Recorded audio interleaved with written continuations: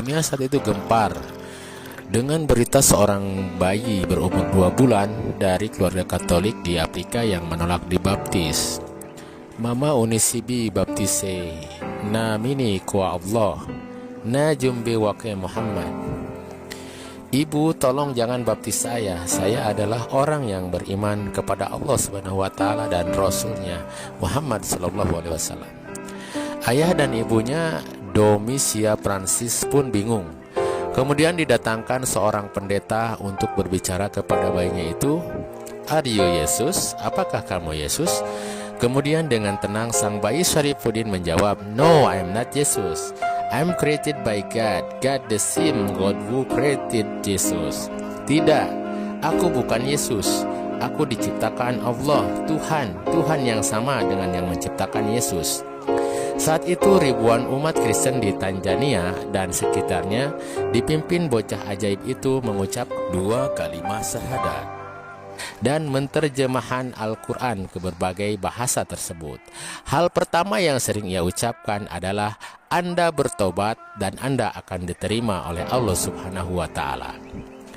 Syarifuddin Khalifah hafal Al-Quran 30 juz di usia 1,5 tahun. Ia mahir berbahasa Arab, Inggris, Prancis, Itali, dan Swahili. Satu bukti kuasa Allah Subhanahu wa taala, manusia bisa bicara dengan berbagai bahasa tanpa harus diajarkan. Mungkin Anda terheran-heran bahkan tidak percaya jika ada orang yang bilang bahwa di zaman modern ini ada seorang anak dari keluarga non-muslim yang hafal Al-Quran dan bisa sholat pada umur 1,5 tahun, menguasai 5 bahasa asing pada usia 5 tahun, dan telah mengislamkan lebih dari 1.000 orang pada usia yang sama. Tapi begitulah kenyataannya, dan karenanya ia disebut sebagai bocah ajaib, sebuah tanda kebesaran Allah Subhanahu wa taala. Syarifuddin Khalifah nama bocah itu. Ia dilahirkan di kota Arusha, Tanzania. Tanzania adalah sebuah negara di Afrika Timur yang berpenduduk 36 juta jiwa. Sekitar 35% penduduknya beragama Islam, disusul Kristen 30% dan sisanya beragama kepercayaan, terutama animisme. Namun kota Arusha, tempat kelahiran Syarifuddin Khalifah, mayoritas penduduknya beragama Katolik. Di urutan kedua adalah Kristen Anglikan, kemudian Yahudi, baru Islam, dan terakhir Hindu. Seperti kebanyakan penduduk Al-Surah, orang tua Syarifuddin Khalifah juga beragama Katolik. Ibunya bernama Domisia Kimaro, sedangkan ayahnya bernama Francis Pudin Kira. Suatu hari di bulan Desember 1993, tangis bayi membahagiakan keluarga itu. Sadar bahwa bayinya laki-laki, mereka lebih gembira lagi. Sebagaimana pemeluk Katolik lainnya, Domisia dan Francis juga menyambut bayinya dengan ritual-ritual Nasrani. Mereka pun berkeinginan membawa bayi manis itu ke gereja untuk dibaptis secepatnya. Tidak ada yang aneh saat mereka melangkah ke gereja. Namun ketika mereka hampir memasuki altar gereja, mereka terkejut dengan suara yang aneh. Ternyata suara itu adalah suara bayi mereka. Mama usini bibaptise namini khwa Allah wa jumbe waka Muhammad. Ibu, tolong jangan baptis saya adalah orang yang beriman kepada Allah dan Rasulnya Muhammad. Mendengar itu, Domisia dan Prancis gemetar. Keringat dingin bercucuran. Setelah beradu pandang dan sedikit berbincang, mereka memutuskan untuk membawa kembali bayinya pulang, tidak jadi membaptisnya.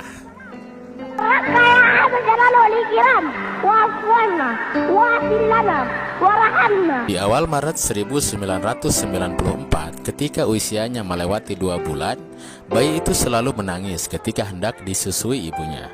Domisia merasa bingung dan khawatir bayinya kurang gizi jika tidak mau minum ASI. Tetapi diagnosa dokter menyatakan ia sehat. Kekhawatiran Domisia tidak terbukti. Bayinya sehat tanpa kekurangan suatu apapun.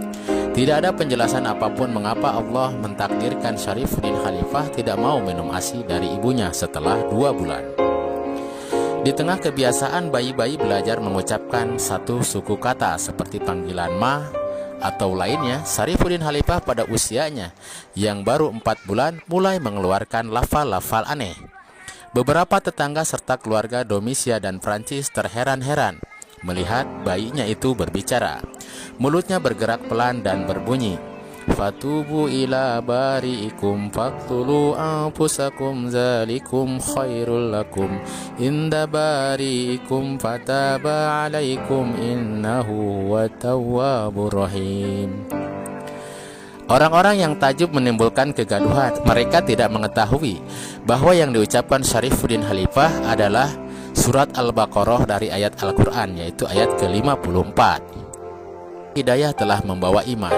Mata dan pipi pun menjadi saksi. Air mata mulai berlinang oleh luapan kegembiraan menjalani hidup baru dalam Islam. Takbir dari ribuan kaum muslim yang menyaksikan peristiwa itu terdengar membahana di bumi Kenya. Bukan kali itu saja orang-orang Kristen masuk Islam melalui perantara bocah ajaib Syarifuddin Khalifah di Tanzania. Domisia khawatir anaknya kerasukan setan. Ia pun membawa bayi itu ke pastur. Namun tetap saja Syarifuddin Khalifah mengulang-ulang ayat itu. Hingga kemudian cerita bayi kerasukan setan itu terdengar oleh Abu Ayub, salah seorang muslim yang tinggal di daerah itu.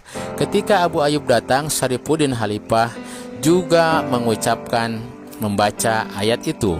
Tak kuasa melihat tanda kebesaran Allah Subhanahu wa Ta'ala, Abu Ayub sujud syukur di dekat bayi itu. Prancis dan Domisia, sesungguhnya anak kalian tidak kerasukan setan. Apa yang dibacakan adalah ayat-ayat Al-Quran. Intinya ia mengajak kalian bertobat kepada Allah Subhanahu wa Ta'ala, kata Abu Ayub. Beberapa waktu setelah itu, Abu Ayub datang lagi dengan membawa mushaf.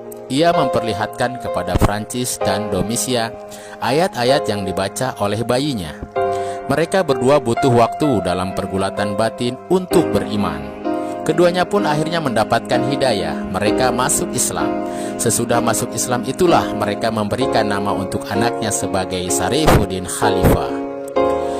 Keajaiban berikutnya muncul pada usia 1,5 tahun. Ketika itu Syarifuddin Khalifah mampu melakukan sholat serta menghafal Al-Quran dan Bible.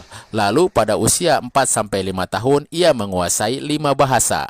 Pada usia itu Syarifuddin Khalifah mulai melakukan safari dakwah ke berbagai penjuru Tanzania hingga ke luar negeri. Hasilnya lebih dari 1.000 orang masuk Islam. Ribuan orang telah masuk Islam. Ajaibnya itu terjadi ketika usia syekh kecil itu masih 5 tahun. Para ulama dan habaib sangat mendukung dakwah Syekh Syarifuddin Khalifah. Bahkan ulama besar seperti Al-Habib Ali Al-Jufri pun rela meluangkan waktunya untuk bertemu anak ajaib yang kini remaja dan berjuang dalam Islam. Dikutip dari buku Mujizat dari Afrika, bocah yang mengislamkan ribuan orang Syarifuddin Khalifah. Demikianlah Sobat Tulas kisah inspiratif kita. Semoga hari kita selalu dihiasi dengan iman dan takwa kepada Allah Subhanahu wa Ta'ala. Dan sampai di sini perjumpaan kita. Terima kasih atas perhatiannya. Assalamualaikum warahmatullahi wabarakatuh.